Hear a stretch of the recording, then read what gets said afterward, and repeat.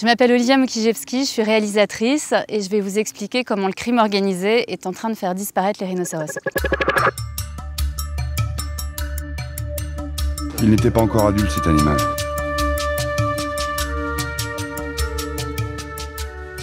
Bonjour Olivia. Bonjour. On est ici au zoo de Thoiry et si on est ici c'est parce qu'en mars 2017, un jeune rhinocéros qui s'appelait Vince a été tué par des braconniers qui lui ont volé sa corne et c'est le point de départ de votre enquête. Oui, c'est de comprendre ce fait divers qui paraît totalement insolite, qui n'est jamais arrivé, c'était une première en Europe, venir dans un zoo tuer un rhino, de comprendre pourquoi, en fait, à qui profite ce crime, pourquoi des braconniers viennent, qu'est-ce qu'ils viennent chercher, pourquoi on tue un rhino à 40 km de Paris. Est-ce qu'on a retrouvé les meurtriers de Vince? On n'a pas retrouvé les meurtriers de Vince, on n'a jamais retrouvé de traces de la corne. Ce qui est sûr, c'est qu'aujourd'hui, UNESCO, qui est le rhinocéros derrière nous, qui a remplacé Vince, est gardé comme un trésor. Un zoo est devenu aussi protégé qu'une banque. Il y a 3 rhinocéros au Oui. zoo de Thoiry et en fait c'est des individus qui ont une valeur immense parce qu'il y a de moins en moins de rhinocéros, il n'y en a quasiment plus dans le monde. Alors, le rhinocéros a une valeur importante parce qu'il n'y en a plus que 25 000, en tout cas les rhinocéros blancs qui sont derrière nous. 25 000 dans le monde. Dans le monde. Entier.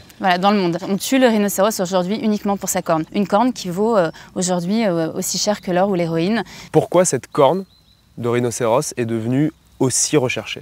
En fait, depuis 10 ans, il y a une rumeur qui est sortie qui disait qu'un ministre vietnamien avait été guéri du cancer en prenant de la corne de rhinocéros. Cette rumeur qui a été lancée par le crime organisé, c'est un coup marketing énorme, quoi. Donc il y a une hausse de la demande de cornes de rhinocéros et donc une explosion du braconnage de rhino depuis 2007. On est d'accord que d'un point de vue purement physiologique, la corne de rhinocéros, c'est comme des ongles ou des cheveux en fait, ça n'a pas de Alors valeur. c'est de la kératine, donc c'est en effet comme des ongles, ça n'a aucune autre propriété avec quelques minéraux, c'est simplement voilà, un coup marketing. Comme on lance une mode, en Asie on a lancé la corne de rhinocéros, mais à un tel point qu'aujourd'hui vous avez des familles entières qui s'endettent. Il y a aujourd'hui chez les jeunes générations quelque chose qui apparaît qui est le statut social. C'est on consomme dans les soirées de la corne de rhino comme si on prenait de la coke. C'est festif, ça affiche un statut social. Vous voulez faire du business, vous offrez un peu de corne de rhino. Ça coûte combien au kilo en moyenne? Autour de 30 000 € le kilo, mais sur une corne d'un rhinocéros, vous pouvez avoir, et il y en a 2, donc on peut atteindre facilement 4-5 kilos de corne de rhinocéros. Donc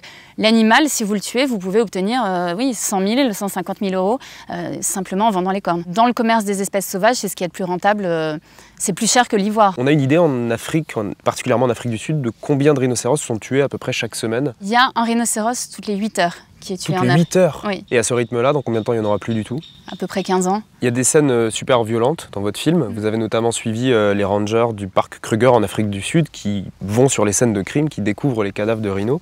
Comment vous avez vécu ces moments-là? Il y a un petit côté apocalypse quand même quand vous arrivez sur une scène de crime. Tout d'un coup, vous voyez un animal qui était emblématique de la savane, découpé en petits morceaux parce qu'on cherche une balle et on fait une autopsie. Il y a une scène assez déchirante qu'on voit dans votre film où on voit un bébé rhinocéros près du cadavre de sa mère qui vient d'être tué. Ce qui est encore plus déchirant, c'est de se dire, et peut-être encore plus révoltant, c'est de se dire qu'il y a des gens qui spéculent sur la fin d'une espèce aujourd'hui. Moins il y aura de rhinocéros, plus la corne vaudra cher. Donc en fait, il faut tuer tous les rhinos, en gros dans cette logique-là. Donc vous avez des gens qui stockent comme des lingots à la banque, qui stockent des cornes, qui achètent des cornes et qui spéculent dessus comme sur une action, une obligation et qui sont en train de se dire moins il y a de rhinos, mieux c'est pour nous. On le voit dans votre film, il y a des gens armés qui essaient de protéger ces rhinocéros en Afrique du Sud, mais ça ne suffit pas à arrêter le massacre. Les braconniers continuent à gagner du terrain. Comment on explique qu'on n'arrive pas à protéger ces animaux? En fait, c'est vraiment une guerre. Vous avez des gens qui meurent.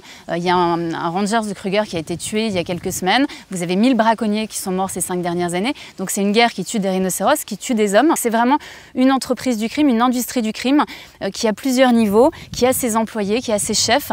Et c'est aussi organisé et aussi très bien organisé que le trafic de drogue. Dans votre docu, vous êtes aussi en Asie, là d'où vient la quasi-totalité de la demande de cornes de rhinocéros. Et ce qui est assez frappant, c'est qu'on a l'impression qu'il n'y a aucun sentiment de culpabilité vis-à-vis de la mort de ces rhinocéros chez les consommateurs. Parfois, c'est un peu comme l'ivoire, c'est-à-dire que souvent les consommateurs ne savent pas qu'il faut tuer l'animal pour avoir la corne ou les défenses. Donc parfois, il y a une ignorance. Vous avez suivi cette guerre du rhino pendant de longs mois.